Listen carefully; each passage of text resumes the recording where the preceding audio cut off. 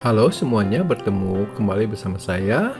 Kali ini saya akan berbagi mengenai pembahasan OSK Fisika 2004 part yang ketiga. Mudah-mudahan video ini bisa membantu bagi yang mau mengikuti OSN atau sebagai pendalaman pada materi fisika. Yuk kita langsung mulai. Pembahasan OSK Fisika 2004 nomor 8 mengenai momentum dan impuls.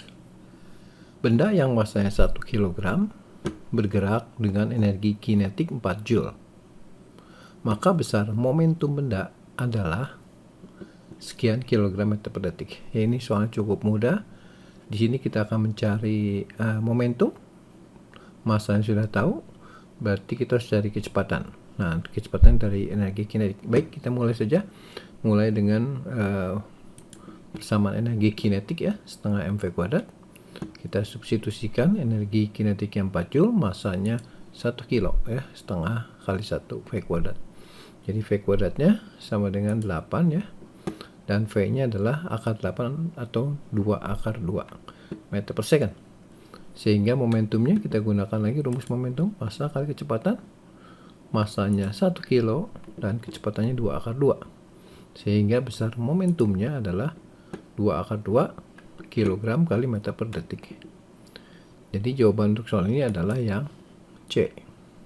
Pembahasan OSK Fisika 2004 soal nomor ke-10 mengenai getaran.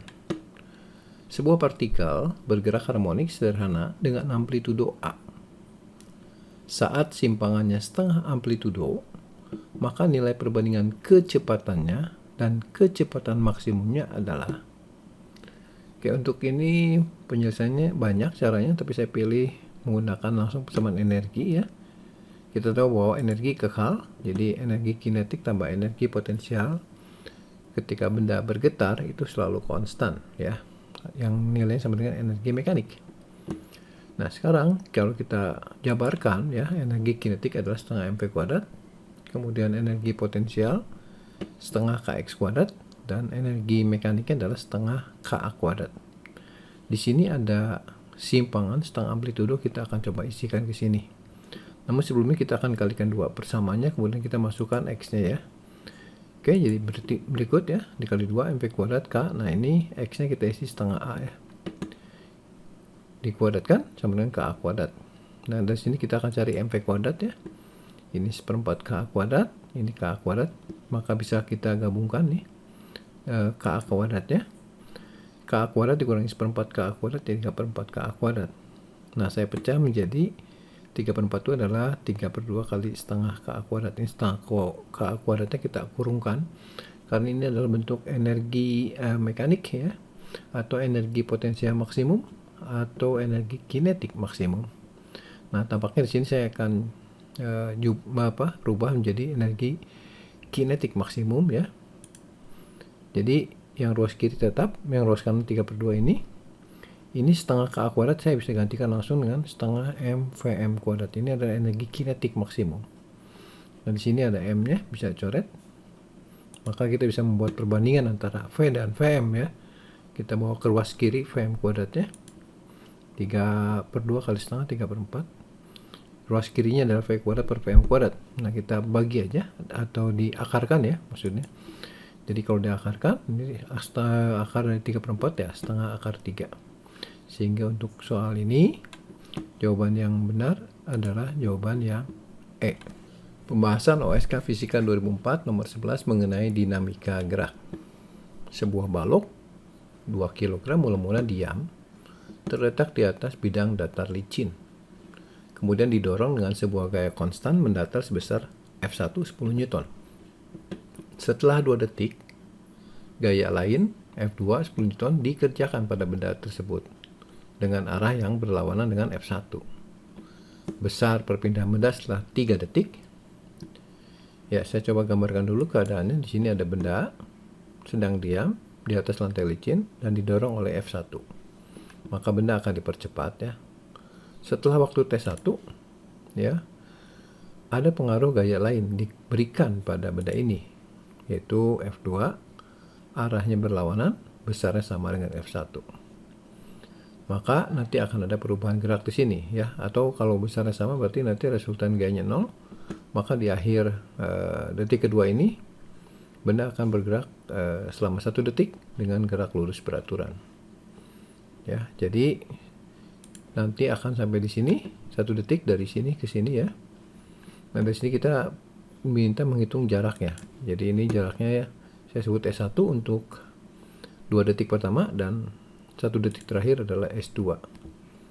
Kita akan hitung dulu berapa percepatannya ya. Gunakan hukum Newton, sigma F sama M kali A.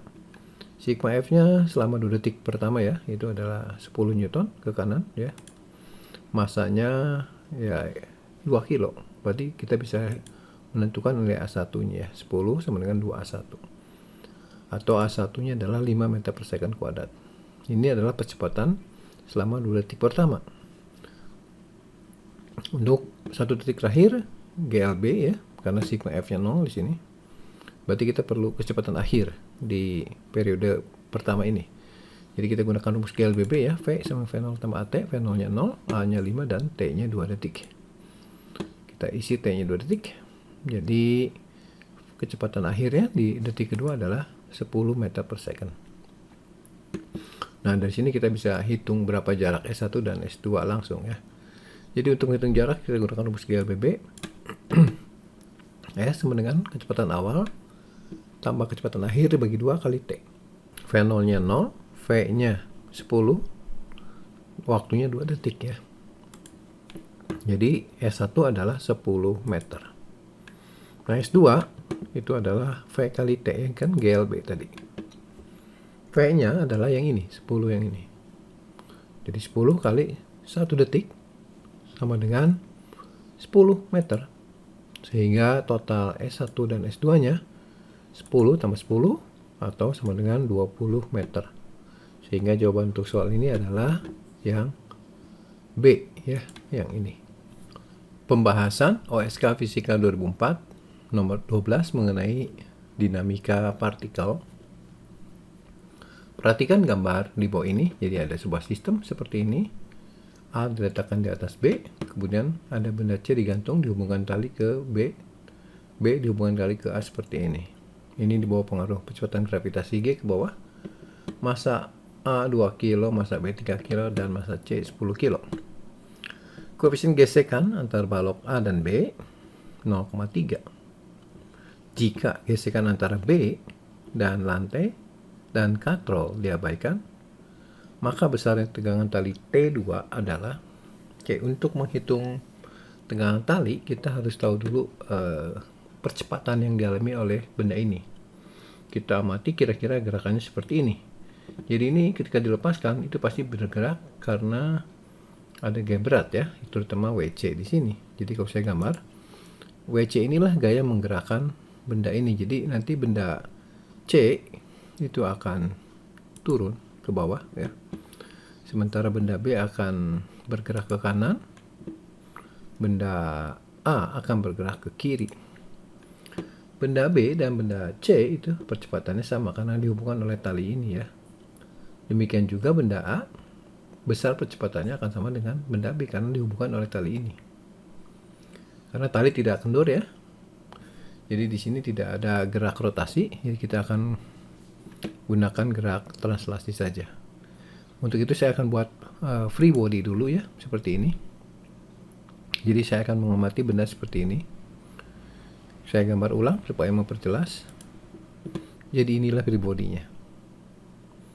Nah, di sini akan saya gambarkan tambahan gaya secara lengkap karena gaya itu melibatkan atau menyebabkan gerak.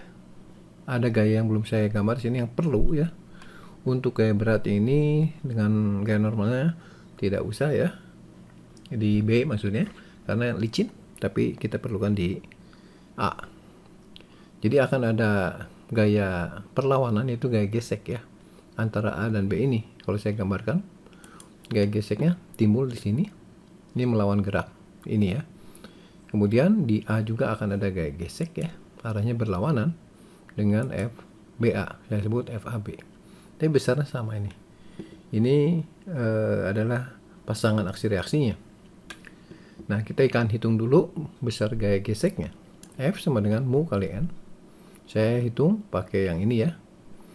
Itu mu kali N, N-nya adalah N yang dikerjakan pada benda A oleh balok P. Ya. Jadi F sama dengan mu kali N. Mu-nya nanti kita isi 0,3. Dan gaya normalnya adalah timbul karena gaya berat dari benda A ini. Ya. Jadi gaya normal sama dengan gaya berat, yaitu MA kali G. Ini adalah besar FAB dan akan sama dengan FBA ya. Nah, dari sini kita bisa menghitung percepatan ya. Kita gunakan hukum Newton ya. Sigma F sama M kali A. Jadi di sini kita melihat bahwa yang menyebabkan benda bergerak itu adalah WC dan G gesek ini. Jadi kita isi WC dikurangi FBA ya, yang ini, dan dikurangi lagi FAB. Karena yang bergeraknya adalah sistem, berarti saya tulis MA tambah MB tambah MC kali A ini. Ada A-nya ya. Kemudian kita isi WC-nya MC kali G dikurangi. Nah, di sini ini besarnya kan sama, yaitu mu MAG. Jadi saya isi langsung minus 2 mu MAG. Masanya total ya dikali percepatan. Dan percepatannya kita bisa cari, yaitu yang ruas ini MC dikurangi 2 mu MA ya, G-nya saya taruh di belakang, dibagi dengan jumlah MA, MB, dan MC. Sekarang kita lanjutkan, kita akan mencari tegangan talinya. Saya gambar ulang data yang sudah kita ketahui ya, seperti ini. MA-nya 2, MB-nya 3, MC 10. Ini sistemnya seperti tadi ya. Sekarang kita lihat peribol yang ini, karena kita akan menghitung tegangan tali T2 ya. Yang ini T2, yang ini atau yang ini. Kita pilih yang paling gampang saja di sini. Kemudian kita tuliskan hukum Newtonnya ya, sigma F sama M kali A.